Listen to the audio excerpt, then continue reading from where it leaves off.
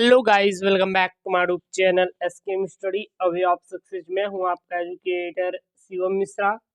आपका स्वागत करते हैं आपके अपने यूट्यूब चैनल एसकेएम स्टडी पर। और यहां पर हम लेके आए हैं फिजिक्स का। जी हाँ, नीतीश सर आपको पूरा न्यूमेरिकल करा ही दे रहे हैं, डेरिवेशन भी कंप्लीट कर रहे हैं। और मैं यहाँ पे लेके आया हूँ काफी इंपॉर्टेंट वाले 3-3, 2-2 अंक वाले प्रश्न हैं। और इन सभी प्रश्नों को आप तैयार करके जाएंगे। वन शॉर्ट वीडियो है, जी हाँ, काफी इंपॉर्टेंट है। और जितने वीडियो है सारे सारे देखिए, तभी आप वहाँ पे 70 में 70 स्कोर करेंगे। ये सोच रहे हैं एक वीडियो से, तो एक वीडियो से नहीं। हाँ, कुछ मॉडल पेपर है जो कि एक वीडियो से आप कुछ हद तक नंबर आपको दिला सकते हैं, लेकिन आप कोशिश कीजिए कि जितनी आज वीडियो और कल की सुबह मॉर्निंग वाली वीडियो है, सारी सारे आप वीडियो देख के जाए, आपको अच्छा नंबर जरूर से जरूर मिलेगा। 2x स्पीड के साथ देखेंगे तो ज़्यादा बेटर रहेगा। बेस्ट ऑफ लक, और अच्छे से आप नंबर पाएंगे, टेंशन ना लीजिएगा, पास हो जाएंगे। ठीक है, तो सबसे पहले प्रश्न जो कि प्रश्न पूछे गए आगे आपके पेपर में, उन्हीं को हम ज़्यादा डिस्कशन करेंगे। प्रश्न क्या है? समविभव पृष्ठ से क्या तात्पर्य है? समविभव पृष्ठ से आप क्या समझते हैं? ये जो प्रश्न बना हुआ है, 2-2 अंक वाले प्रश्न है, और ये आपके प्रश्न हर साल आपके बोर्ड में बन जाते हैं। तो किसी वैद्युत क्षेत्र में खींचा गया वह पृष्ठ जिस पर स्थित सभी बिंदुओं पर वैद्युत विभव बराबर हो, समविभव पृष्ठ कहलाता है। समविभव पृष्ठ क्या होता है? किसी वैद्युत क्षेत्र में खींचा गया वह पृष्ठ जिस पर स्थित सभी बिंदुओं पर वैद्युत बल बराबर हो, उसे क्या कहते हैं हम लोग? समविभव पृष्ठ कहते हैं। अगला प्रश्न यहाँ पे, साइक्लोट्रॉन किस सिद्धांत पर कार्य करता है? जो साइक्लोट्रॉन होता है यह किस सिद्धांत पर कार्य करता है, आप स्पष्ट करना है। तो साइक्लोट्रॉन के कार्य करने का सिद्धांत यह है कि डिब्रिज के बीच लगने वाली प्रत्यावर्ती विभवांतर की रेडियो आवृत्ति डिज के भीतर आवेशित कण के परिक्रमण की आवृत्ति के बराबर होनी चाहिए। उसे हम लोग क्या कहते हैं? साइक्लोट्रॉन। तो साइक्लोट्रॉन किस सिद्धांत पर कार्य करता है? तो साइक्लोट्रॉन के कार्य करने का सिद्धांत यह है कि डीज के बीच लगने वाली प्रत्यावर्ती विभवांतर की रेडियो आवृत्ति डीज के भीतर आवेशित कण के परिक्रमण की आवृत्ति के बराबर होनी चाहिए। अगला प्रश्न है, स्वप्रेरण से आप क्या समझते हैं? स्वप्रेरण क्या होता है और इसका हम बीमी सूत्र भी देखेंगे। तो किसी कुंडली से संबद्ध चुंबकीय फ्लक्स के मान में परिवर्तन होने पर उसी कुंडली में प्रेरित विद्युत वाहक बल तथा प्रेरित धारा उत्पन्न होने की घटना को स्वप्रेरण कहते हैं। तो स्वप्रेरण क्या होता है? किसी कुंडली से संबद्ध चुंबकीय फ्लक्स के मान में परिवर्तन होने पर उसी कुंडली में प्रेरित वैद्युत वाहक बल तथा प्रेरित धारा उत्पन्न होने की घटना को स्वप्रेरण कहा जाता है। इसे हम लोग क्या कहते हैं? स्वप्रेरण कहते हैं। तो स्वप्रेरण से आप क्या समझते हैं? इसकी परिभाषा आप क्या लिखेंगे? सीधा लिखनी है, किसी कुंडली से संबद्ध चुंबकीय फ्लक्स किसी कुंडली से संबद्ध चुंबकीय फ्लक्स के मान में परिवर्तन होने पर उसी कुंडली में प्रेरित वैद्युत वाहक बल तथा प्रेरित धारा उत्पन्न होने की घटना को स्वप्रेरण कहती हैं। स्वप्रेरण गुणांक का बीमी सूत्र क्या होता है? ml² T⁻⁻2 A⁻⁻2 होता है। स्वप्रेरण गुणांक का बीमी सूत्र क्या होता है? ml⁻2 T⁻⁻2 A⁻⁻2 होता है। अगला प्रश्न है, वैद्युत अनुनाद से आप क्या समझते हैं? वैद्युत अनुनाद से आप क्या समझते हैं? तो किसी विद्युत परिपथ की वह स्थिति जब किसी विशेष अनुनादी आवृत्ति पर उस परिपथ की प्रतिबाधाओं या प्रवेश्यता के मान परस्पर निरस्त हो जाए तो वैद्युत अनुनाद कहलाता है। वैद्युत अनुनाद से आप क्या समझते हैं? आपको डायरेक्ट बताना है, किसी विद्युत परिपथ की वह स्थिति जब किसी विशेष अनुनादी आवृत्ति पर उस परिपथ की प्रतिबाधाओं या प्रवेश्यता के मान परस्पर निरस्त हो जाए तो वैद्युत अनुनाद कहलाता है। तो उसे हम लोग क्या कहते हैं? वैद्युत अनुनाद कहते हैं। अगला प्रश्न है यहाँ पे, प्रश्न क्या है? एक्स किरणें के दो प्रमुख उपयोग एवं गुण लिखो। एक्स किरणें के दो प्रमुख उपयोग और गुण लिखना है कि एक्स किरणें क्या होती हैं। तो एक्स किरणों के गुण देखेंगे। सबसे पहला देखेंगे, यह वैद्युत चुंबकीय तरंगे होती है। जो एक्स किरणें होती है क्या होती हैं? वैद्युत चुंबकीय तरंगे होती हैं। एक्स किरणें अदृश्य होती हैं। एक्स किरणें जो होती क्या होती हैं? सदैव व सदैव अदृश्य होती हैं। इनका वेग प्रकाश के वेग के बराबर होता है। एक्स किरणों का जो वेग होता है सदैव व सदैव प्रकाश के वेग के क्या होता है, बराबर होता है। ये फोटोग्राफिक प्लेट को प्रभावित करती हैं। कौन करती हैं, एक्स किरणें फोटोग्राफिक प्लेट को प्रभावित कर देती हैं। अब देखेंगे एक्स किरणों के उपयोग। एक्स किरणों के कहाँ कहाँ उपयोग किए जाते हैं। हीरो की जांच परख में एक्स किरणों का उपयोग किया जाता है। भारी गार्डर में दरार या वायु के बुलबुले का पता लगाने में एक्स किरणों का उपयोग किया जाता है। रेडियोग्राफी में भी एक्स किरणों का उपयोग किया जाता है। साथ ही साथ शल्य चिकित्सा में भी एक्स किरणों का उपयोग किया जाता है। तो एक्स किरणें कहाँ कहाँ उपयोग की जाती हैं, याद कर लीजिए। हीरो की जांच परख करने में, भारी गार्डर में दरार या वायु के बुलबुलों का पता लगाने में, रेडियोग्राफी में और शल्य चिकित्सा में एक्स किरणों का उपयोग किया जाता है। जैसे कि हाथ की जब हड्डी टूट जाती है तो कहते हैं कि हाथ की हड्डी टूट गई है, जाइए इसका एक्सरे करा दीजिए ताकि ये पता चल जाए कि हाथ कहाँ से टूटा हुआ है। अगला है लेंस की क्षमता की परिभाषा लिखो कि लेंस की क्षमता की परिभाषा क्या होती है। तो लेंस की क्षमता उसकी मीटर से नापी गई फोकस दूरी के व्युत्क्रम के बराबर होती है। लेंस की क्षमता किसे कहते हैं, लेंस की क्षमता उसकी मीटर से नापी गई फोकस दूरी के व्युत्क्रम के बराबर होती है। लेंस की क्षमता को टी से प्रदर्शित करते हैं। लेंस की क्षमता का मात्रक डायोप्टर होता है। क्या होता है, डी से, यानी कि डायोप्टर। डायोप्टर डायोप्टर किसे दिखाते हैं, डी से प्रदर्शित करते हैं। लेंस की क्षमता का मात्रक क्या होता है, डायोप्टर होता है, यानी कि डी होता है। पी बराबर क्या हो जाएगा, 1/f हो जाएगा। अगर इसको मीटर में रखेंगे, अगर सेंटीमीटर बदलना होगा तो पी बराबर 100/f हो जाएगा। अगला यहाँ पे एक न्यूमेरिकल मैंने लिया है, काफी इंपॉर्टेंट वाला न्यूमेरिकल है। 73 अंश कोण वाले प्रिज्म का पीले प्रकाश के लिए विचलन कोण 29 डिग्री है, आपतन कोण ज्ञात कीजिए। यहाँ पे प्रश्न क्या है, 63 अंश कोण वाले प्रिज्म का 63 अंश कोण वाले प्रिज्म का पीले प्रकाश के विचलन कोण कितना है, 29 डिग्री है। तो आपतन कोण ज्ञात कीजिए। तो इसका आपतन कोण क्या होगा, तो उत्तर लिखेंगे, दिया है। मैंने बताया था न्यूमेरिकल सॉल्व करने का तरीका क्या होना चाहिए। सबसे पहले जो चीज दिया है उसको मेंशन कीजिए। दिया है प्रिज्म कोण, ए की वैल्यू कितनी दी है, 63 डिग्री दी है। विचलन कोण कितना दिया है, 29 डिग्री दी है। यानी विचलन कोण किससे दिखाते हैं, डेल्टा एम से दिखाते हैं। आपतन कोण निकालना है। आपतन कोण आई बराबर फार्मूला क्या होता है, ए प्लस डेल्टा एम बाई 2 होता है। आपतन कोण बराबर क्या होता है, ए प्लस डेल्टा एम बाई 2 होता है। ए की वैल्यू प्रिज्म कोण कितना दिया है, 63 डिग्री, डेल्टा एम विचलन कोण कितना दिया है, 29 डिग्री। तो 63 धन 29/2, 63 में 29 जोड़े कितना हो जाएगा, 92/2।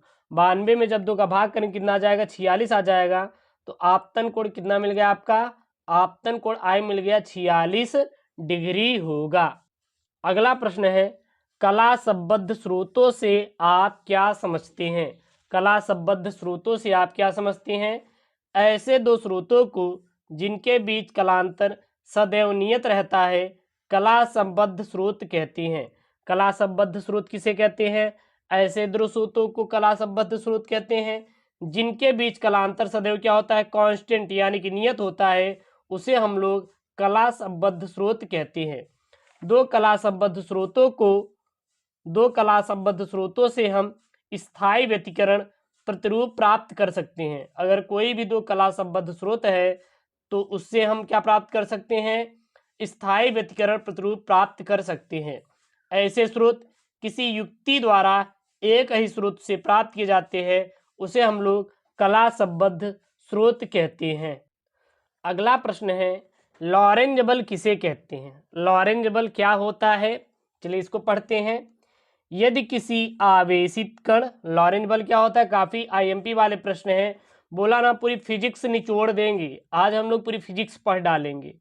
लॉरेंज बल किसे कहते हैं, यदि आवेशित कण ऐसे क्षेत्रों में है जहां वैद्युत तथा चुंबकीय क्षेत्र दोनों उपस्थित हैं, तब कण पर कार्यरत परिणामी बल को लॉरेंज बल कहते हैं।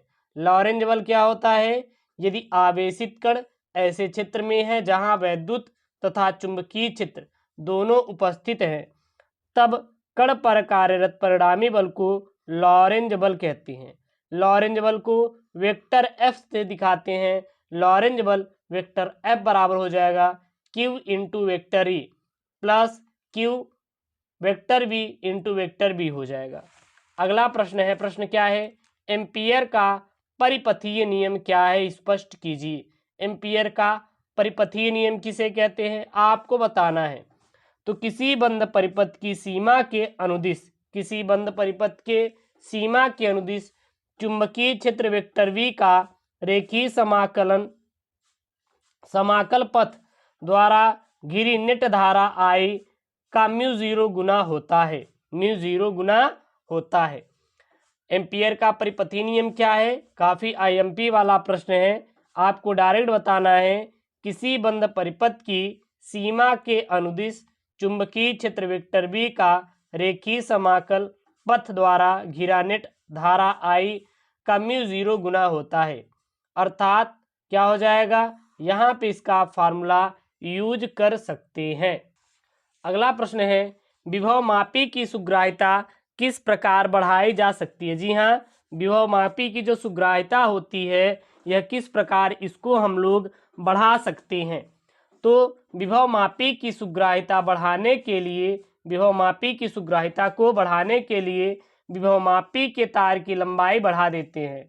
अगर विभव मापी की सुग्राह्यता बढ़ाना है तो विभव मापी के तार की लंबाई क्या करिए? बढ़ा दीजिए, तो विभव मापी की सुग्राह्यता बढ़ जाएगी, जिसके कारण विभव प्रवणता कम हो जाती है तथा शून्य विक्षेप बिंदु अधिक लंबाई पर प्राप्त होता है। उसे हम लोग क्या कहते हैं? विभव मापी की सुग्राह्यता बढ़ाने को कहते हैं।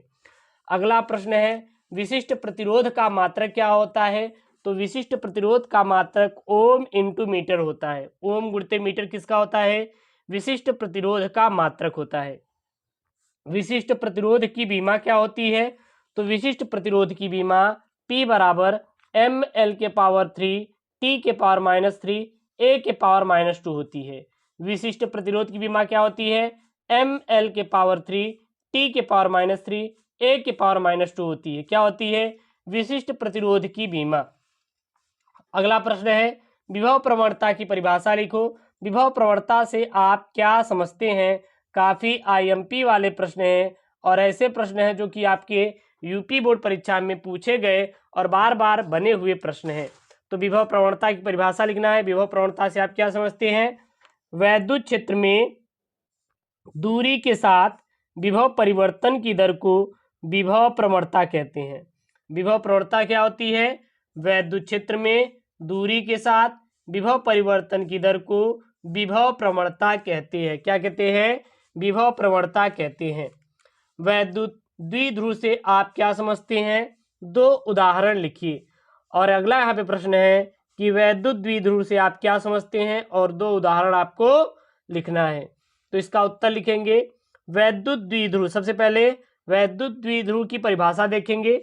वह निकाय जिसमें दो बराबर परंतु विपरीत प्रकार के बिंदु आवेश, वह निकाय जिसमें दो बराबर परंतु विपरीत प्रकार के बिंदु आवेश एक दूसरे से अल्प दूरी पर स्थित हो, वैद्युत द्विध्रुव कहलाता है। तो वैद्युत द्विध्रुव से आप क्या समझते हैं? डायरेक्ट आपको लिखना है, वह निकाय जिसमें दो बराबर परंतु विपरीत प्रकार के बिंदु आवेश एक दूसरे से अल्प दूरी पर स्थित हो, वैद्युत द्विध्रुव कहलाता है। उसे हम लोग क्या कहते हैं? वैद्युत द्विध्रुव कहते हैं। जैसे HCl, हाइड्रोक्लोरिक अम्ल और H2O, ये जितने भी हैं यह वैद्युत द्विध्रुव के उदाहरण हैं। सारे इंपॉर्टेंट प्रश्न हैं, आप याद कर लीजिए। कल आपका पेपर है, इससे बाहर एक भी प्रश्न नहीं जाएगा। ये जितने भी वीडियो यहाँ पढ़ रहे हैं तो आपका 100% गारंटी है कि यहाँ से फंसेंगे। गॉस का प्रमेय क्या है आपको बताना है कि गॉस का प्रमेय किसे कहते हैं। तो इस नियम के अनुसार गॉस का प्रमेय क्या होता है? इस नियम के अनुसार किसी बंद पृष्ठ से गुजरने वाला कुल वैद्युत फ्लक्स फाई। गॉस का प्रमेय क्या होता है? इस नियम के अनुसार किसी बंद पृष्ठ से गुजरने वाला कुल वैद्युत फ्लक्स फाई ई उस पृष्ठ के भीतर स्थित कुल आवेश Q का 1/ε0 गुना होता है। तो गॉस का प्रमेय से क्या तात्पर्य है? सीधा आपको बता देना है, इस नियम के अनुसार किसी बंद पृष्ठ से गुजरने वाला कुल वैद्युत फ्लक्स फाई उस पृष्ठ के भीतर स्थित कुल आवेश Q का 1/ε0 गुना होता है। अर्थात फाई ई बराबर क्या हो जाएगा? Q/ε0 हो जाएगा। फाई ई बराबर क्या हो जाएगा? Q/ε0 हो जाएगा, जहां ε0 क्या है? निर्वात अथवा वायु की वैद्युतशीलता है। जहां ε0 क्या है? निर्वात अथवा वायु की वैद्युतशीलता है। अगला प्रश्न है यहाँ पे, कितने इंपॉर्टेंट प्रश्न है, इन सभी प्रश्न को आप तैयार करके जाइए। वैद्युत क्षेत्र की तीव्रता की परिभाषा एवं मात्रक लिखिए कि वैद्युत क्षेत्र की तीव्रता और इसकी परिभाषा क्या होती है, और इसका साथ ही साथ आपको मात्रक लिखना है। तो वैद्युत क्षेत्र में किसी बिंदु पर रखे परीक्षण आवेश पर लगने वाले वैद्युत बल तथा परीक्षण आवेश के अनुपात को उस बिंदु पर वैद्युत क्षेत्र की तीव्रता कहते हैं। वैद्युत क्षेत्र की तीव्रता क्या होती है?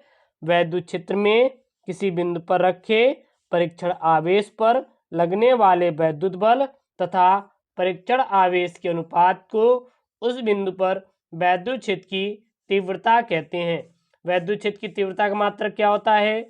न्यूटन प्रति कूलाम होता है। वैद्युत क्षेत्र की तीव्रता का मात्रक क्या होता है? न्यूटन प्रति कूलाम होता है। वैद्युत क्षेत्र की तीव्रता किसे दिखाते हैं? वेक्टर ई से दिखाते हैं। वेक्टर ई बराबर क्या हो जाएगा? वेक्टर F/Q0 हो जाएगा। अगला प्रश्न है, गतिशील आवेश से कौन दो से क्षेत्र उत्पन्न होते हैं? तो गतिशील आवेश से वैद्युत तथा चुंबकीय क्षेत्र उत्पन्न होते हैं। गतिशील आवेश से कौन कौन से क्षेत्र उत्पन्न होते हैं? तो गतिशील आवेश से वैद्युत तथा चुंबकीय क्षेत्र उत्पन्न होते हैं। काफी IMP वाला प्रश्न है, जो कि आपके यूपी बोर्ड परीक्षा कल पेपर में फिजिक्स में आएगा। अगला प्रश्न है, चुंबकीय द्विध्रुव आघूर्ण का सूत्र लिखो। चुंबकीय द्विध्रुव आघूर्ण का सूत्र लिखना है। तो चुंबकीय द्विध्रुव आघूर्ण का सूत्र क्या होता है? M बराबर NIA। जितने भी यहाँ पे प्रश्न दे रहे हैं सारे के सारे आपको पढ़ लीजिएगा, छोड़िएगा मत। इससे आ गया तो आप छाप के आएंगे। चुंबकीय द्विध्रुव आघूर्ण का सूत्र क्या होता है? चुंबकीय द्विध्रुव आघूर्ण का सूत्र M बराबर NIA होता है, जहां N कुंडली में फेरों की संख्या है, I प्रवाहित धारा है तथा A अनुप्रस्थ काट का क्षेत्रफल है। M बराबर NIA, जहां N कुंडली में फेरों की संख्या, I प्रवाहित धारा और A क्या है? अनुप्रस्थ काट का क्षेत्रफल है। अगला प्रश्न है, बायो सेवर्ट का नियम क्या होता है? तो बायो सेवर्ट नियम का फार्मूला यहाँ पे लिखने के लिए आएगा। तो B बराबर μ0/4 pi into I delta L sine theta upon R²। ये क्या है? आपके बायो सेवर्ट नियम का सूत्र है। अगला है, अन्योन प्रेरण का उदाहरण लिखिए। तो अन्योन प्रेरण का उदाहरण ट्रांसफार्मर होता है। ट्रांसफार्मर काफी IMP वाला टॉपिक है, सुबह ही इसका वीडियो अपलोड हो गया, जाके पढ़ लीजिएगा। अगला प्रश्न है, लेंज का नियम किस संरक्षण नियम का पालन करता है? लेंज का नियम किस संरक्षण नियम का पालन करता है? तो लेंज का जो नियम है ऊर्जा संरक्षण के नियम का पालन करता है। लेंज का नियम किस संरक्षण नियम का पालन करता है? तो जो लेंज का नियम है ऊर्जा संरक्षण के नियम का पालन करता है। अगला प्रश्न यहाँ पे, स्वप्रेरकत्व पर क्रोड का क्या प्रभाव पड़ता है? तो स्वप्रेरकत्व पर क्रोड का जो प्रभाव पड़ता है वह स्वप्रेरकत्व बढ़ जाएगा। स्वप्रेरकत्व बढ़ जाएगा। स्वप्रेरकत्व पर क्रोड का क्या प्रभाव पड़ता है? तो स्वप्रेरकत्व हमेशा और हमेशा बढ़ जाएगा। अगला प्रश्न है, चुंबकीय फ्लक्स की परिभाषा लिखिए। चुंबकीय फ्लक्स से आप क्या समझते हैं? तो यदि किसी एक समान चुंबकीय क्षेत्र में क्षेत्र के लंबवत कोई तल ले तो चुंबकीय क्षेत्र भी तथा तल के क्षेत्रफल A के गुणनफल को चुंबकीय फ्लक्स कहते हैं। इसे फाई से प्रदर्शित करते हैं और फाई बराबर होता है बी ए वेबर। क्या होता है? बी ए वेबर होता है। अगला प्रश्न है प्रतिघात या प्रतिबाधा की बीमा लिखो। प्रतिघात या प्रतिबाधा की बीमा लिखना है तो प्रतिघात या प्रतिबाधा की बीमा क्या होती है? एम एल के पावर 2 टी के पावर -3 ए के पावर -2 होता है। ये किसका होता है? प्रतिघात या प्रतिबाधा की बीमा। अगला प्रश्न है संपर्क में रखे दो पतले लेंसों के संयोजन की फोकस दूरी एवं क्षमता का सूत्र लिखो। तो संपर्क में रखे दो पतले लेंसों के संयोजन की फोकस दूरी और क्षमता क्या लिखना है? सूत्र लिखना है। तो संपर्क में रखे दो पतले लेंसों की संयोजन की फोकस दूरी सूत्र क्या हो जाएगा? 1/f बराबर 1/f1 प्लस 1/ft हो जाएगा तथा क्षमता क्या हो जाएगा? P बराबर P1 प्लस P2 हो जाएगा। अगला प्रश्न है यहाँ पे निकट दृष्टि दोष से क्या तात्पर्य है? निकट दृष्टि दोष से आप क्या समझते हैं? तो मानव दृष्टि का ऐसा दोष, निकट दृष्टि दोष किसे कहते हैं? मानव दृष्टि का ऐसा दोष जिसमें निकट की वस्तु स्पष्ट दिखाई देती है तथा दूर की वस्तु स्पष्ट नहीं दिखाई देती, उसे निकट दृष्टि दोष कहते हैं। उसे क्या कहते हैं? निकट दृष्टि दोष कहते हैं। इसका निवारण हेतु अवतल लेंस का प्रयोग करते हैं। निकट दृष्टि दोष के निवारण हेतु किसका दिखाते हैं, किसका प्रयोग करते हैं? अवतल लेंस का उपयोग किया जाता है। अगला प्रश्न है दर्शन कोण से क्या तात्पर्य है? दर्शन कोण से आप क्या समझते हैं? तो किसी वस्तु द्वारा हमारी आंख पर बनाए गए कोण को उस वस्तु का दर्शन कोण कहते हैं।